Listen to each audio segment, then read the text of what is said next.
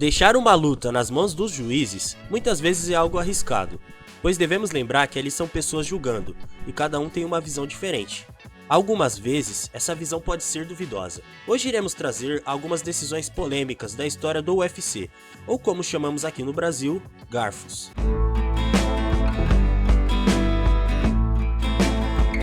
Antes de qualquer coisa, se inscreve aí e já deixa aquele like. Caso no final você não gostar, daí você retira o like. Combinados? Bora lá! Lyoto, na época, estava em sua primeira defesa de cinturão, e como adversário tinha seu compatriota e histórico Mauricio Shogun. Foram 5 rounds de muita emoção e ação por ambas as partes. Porém, a decisão foi um tanto polêmica. Uma parte da mídia marcou vitória do Karateka, enquanto outra marcou vitória do Shogun. A dúvida foi tão grande que o Ultimate não hesitou em marcar uma revanche, essa que ocorreu 6 meses depois e acabou com o Shogun nocauteando Lyoto ainda no primeiro round, conquistando a cinta e tirando a invencibilidade de Machida. O Ultimate realizava seu primeiro evento na cidade de Barueri, zona oeste de São Paulo, e trouxe um card recheado de lutas interessantes.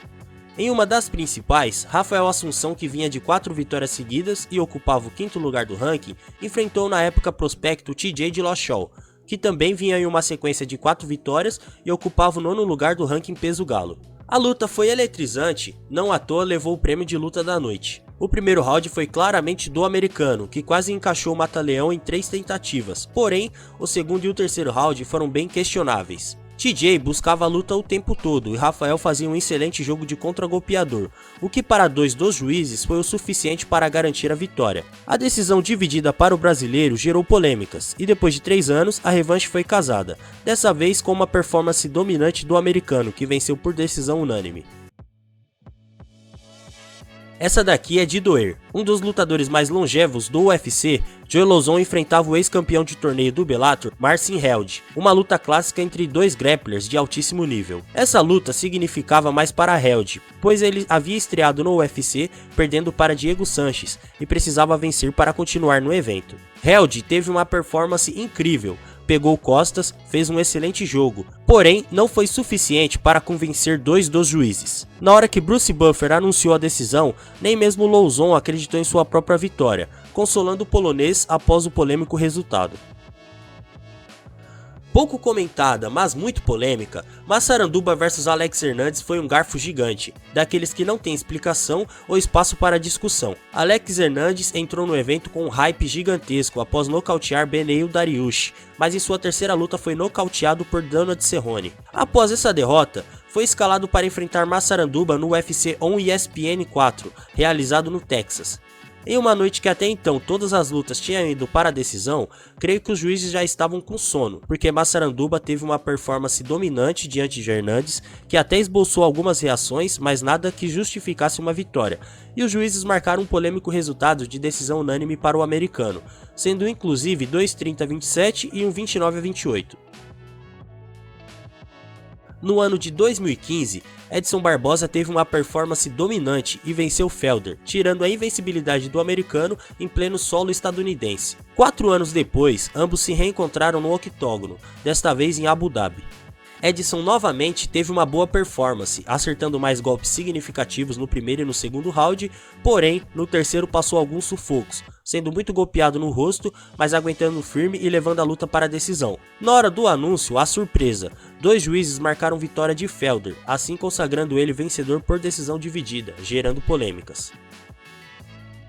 Miesha Tate vs Liz Carmouche é polêmica, a ponto de na época o comentarista do canal Combate, Luciano Andrade, falar na transmissão que não existia possibilidade daquele resultado.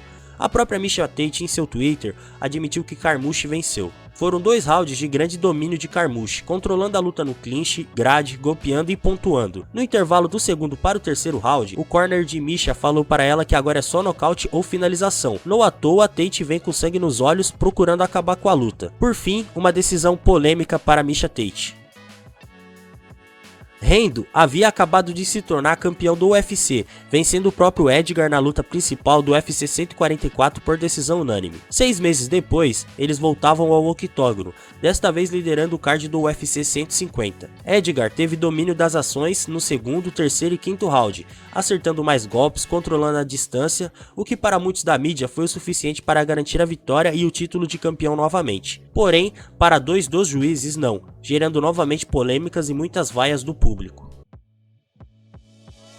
Jon Jones é o maior lutador de todos os tempos. Polêmico fora do octógono, um monstro dentro dele. Até agora, são 29 lutas como profissional, onde foi dominante em quase todas elas, mesmo em sua única derrota, quando foi desqualificado por desferir cotoveladas ilegais em Matt Hamill, ou em seu no contest contra Daniel Cormier, que inicialmente ele tinha vencido por nocaute, porém foi pego no doping. Mas 2 delas geram muitas discussões até hoje. A primeira foi com Thiago Marreta em 2019. O brasileiro fez um primeiro round perfeito, golpeando com contundência, acertando bons chutes nas pernas e castigando Jones. Os 4 rounds seguintes abrem margem para discussão, com momentos alternados para cada, Marreta castigando com chutes nas pernas e Jones controlando a distância. Por fim, 2 juízes marcaram vitória de Jones, gerando discussões que rolam até os dias atuais. A segunda e mais polêmica foi com Dominick Reyes em 2020. O americano com ascendência mexicana teve domínio das ações nos 3 primeiros rounds, acertando mais golpes, defendendo quedas, sendo mais contundente. Jones nos 2 últimos rounds venceu claramente. Seguindo a lógica, Reyes venceria, porém juízes são complicados. Em uma decisão muito polêmica, Jones foi declarado vencedor por unanimidade, gerando contestações e discussões. Por último, a polêmica luta de despedida de Georges St-Pierre diante de Johnny Hendricks. Aquela era para ser a última luta da carreira de St-Pierre e o plano era se aposentar com uma vitória dominante, o que não ocorreu. Johnny Hendricks e sua canhotinha devastadora vinham em uma sequência de 6 vitórias seguidas, com sede para se tornar o novo campeão e acabar com o reinado de Rush. Na luta, o atleta canadense teve o maior volume de golpes, porém, o norte-americano foi bem mais contundente, com um excelente jogo de contragolpes que castigou bastante o rosto do adversário. Porém, a decisão de 2 dos 3 dos juízes foi de vitória para George, gerando grande frustração e polêmica.